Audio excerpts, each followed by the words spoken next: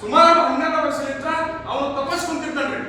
ಎಲ್ಲಿ ತಪಸ್ ಕುಂತಿರ್ತಾನ, ತಪಸ್ ಕುಂತಾಗ ಆಯಿ ಭವಾನಿನೇ ಸಾಕ್ಷಾತ್ ಬಂದು ನಮ್ಮ ಭೀಮಾನಾಯಕರಿಗೆ ಬಂದು ಕಣ್ಣು ಮುಚ್ಚಿ ಅವನ ತಪಸ್ ಮಾಡ್ಕೊಂಡು ಕುಂತಿರುವಾಗ 4 ಗೋಲಿಯನ್ನು ಕೊಟ್ಟೋಗಿರ್ತಾವ.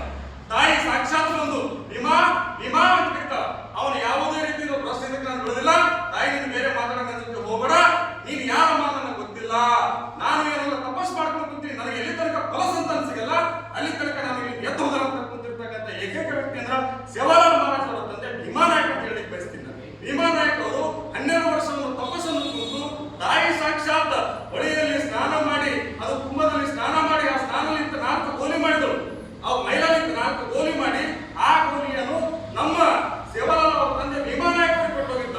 ಏನಂದ್ರ ಮೊದಲನೇ ಮಗ ನನ್ನ ಸೇವೆಗೆ ಬಿಡಬೇಕು, ನೀನು 4 ಮಂದಿ ನಿನ್ನ ಗಂಡಮಕ್ಕಳು ಹುಟ್ಟಿರ್ತಾರಂತ ಹೇಳ್ತಕ್ಕಂಥ ಮೊದಲೇ ನಾಲ್ಕಿನ ಮೇಲೆ ಬಂದಿರ್ತಕ್ಕಂಥ ಭವಾನಿ ಅಂದ್ರೆ ನಮ್ಮ ಭೀಮಾನಾಯಕ ಅಂತ ಹೇಳಿಕ್ಕೆ ನಾನು ಇಷ್ಟಪಡ್ತೀನಿ.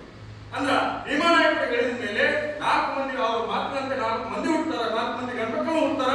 ಹುಟ್ಟಿದ ಮೇಲೆ ಸೇವಾಲಾಲ್ ಅವ ಬಹಳ ಜಿದ್ದಿ ಮನಸ್ಸು ಇರ್ತಾರೆ. ಮಿಕ್ಕಿದ 3 ತಮ್ಮ ಅಣ್ಣವರು ಏನಂದ್ರೆ ಕೇಳ್ತಾರ, ಸೇವಾಲಾಲ್ ಅನ್ನೋದು ಯಾವುದೇ ಮಾತಿ ಕೇಳಿಕ್ ಹೋಗಲ್ಲ. ಯಾಕೆ ಕೇಳಿಕ್ ಹೋಗಲ್ಲ? ನಾನು ಗರಿಮರಕ್ಕೆ ನಿನ್ನ ಅವಶ್ಯಕತೆ ಬೀಳಲಾರೆ, ನಿನ್ನ ಜೊತೆ ನಾನು ಯಾವತ್ತು ನಿನ್ನ ಪೂಜೆಗೆ ನಾನು ಬರಲಾರೆ ಅಂತ ಹೇಳ್ತಾನ.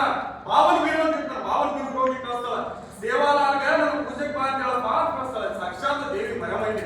ಅವಾಗ ಬಾವನ್ ಬೀರು ಬರ್ತಾರ ಅಂತ ದೊಡ್ಡ ರೂಪದಲ್ಲಿ ರಾಕ್ಷಸ ರೂಪದಲ್ಲಿ ಬಂದು ನಾನು ದೇವಿಯ ವಾಹನ ಬಂದಿದ್ದೀನಿ, ನನ್ನ ಹತ್ರ ದೇವಿಯನ್ನು ಕರೀಲಿಕ್ಕೆ ಬಂದಿದ್ದೀನಿ, ನಾನು ನೀನು ಬರ್ಬೇಕು ಸೇವೆ